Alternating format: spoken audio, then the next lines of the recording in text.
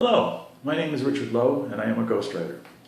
Today we're going to talk about memoirs, and I was asked yesterday what format a memoir should be in. How should you write one?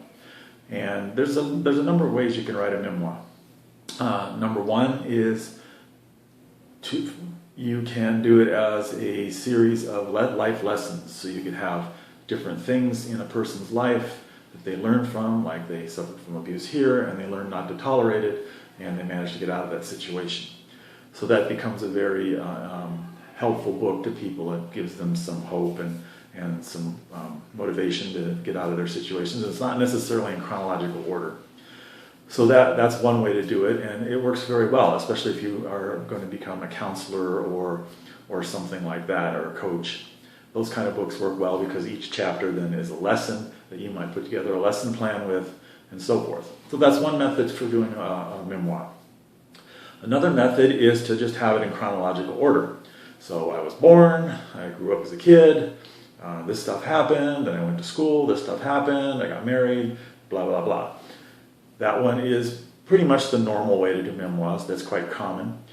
They tend to be a little longer and a little more dry than most memoirs or most books, because they're just a person's life, and I don't mean by just a person's life. Everybody has an interesting life in some way or another, but they don't stress anything in particular. Usually they're, okay, I was born, I was raised by my parents in this background, I had these bad things happen, these people were bad to me, these people were good to me, and so on.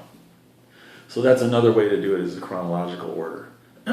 Then you could do more of a novel type format, but it's about real life. And novels follow specific patterns. So you've got the 3-act, the 5-act, the hero's journey. These are various plotting styles.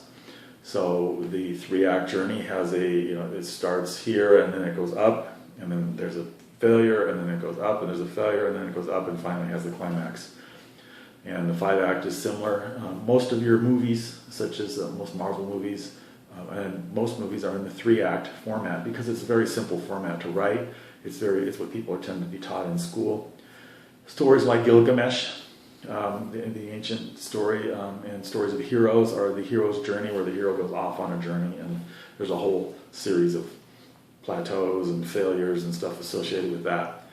So you could write your life story or someone's life story as a novel, but it's a novel about real life. So that becomes very interesting, and in that case, you're focusing on specific events that occur in somebody's life. So let's say you had a life where you invented something, but it was stolen from you, and you could have a whole kind of story around that, of the failures and successes, and finally you succeeded by doing this and this and this.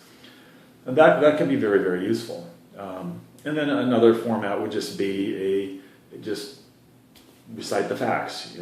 This happened, this happened, this happened, this happened. A little bit less storytelling than the chronological order. It's just here's a factual basis. Here's what happened to me or to this person, and that's the end of that. Those tend to be pretty dry, and they're usually made mostly for family members and things like that. They can be exciting. They can be fun. And then there's any number of other ways that you can put together a memoir. And the point of this is, you can do anything you want. It's your memoir. So just write a story around it, make it interesting, and put it together in whichever way works. And you can even start it one way and then change your mind and go to a different way. You can combine styles. You can do any number of things. So just keep in mind that you need to make it interesting enough that people want to read it. Even somebody who thinks their life is dull and boring and nothing happened can find something interesting to write about if they choose the right method. So if you want to have a series of life events that you use to highlight a coaching career, and you make like a book and then maybe even a workbook out of it, but it's your life, then that could make your life very interesting. Even if it was just, you went to school, you graduated from school, you went to work, and you had these successes, and you got promoted, and then you had kids. Each one of these could be life stories that you want to share with other people and show them how you succeeded. So keep in mind you're limited only by your imagination. So there you go. This has been Richard Lowe. I am the owner of The Writing King, and I am a ghostwriter, and one of the things that I write is memoirs. If you are interested in writing a memoir and you need some help, you can contact me at thewritingking.com, and I'd be happy to talk over how I can help you and what services I can provide to have you create a successful memoir. Thank you.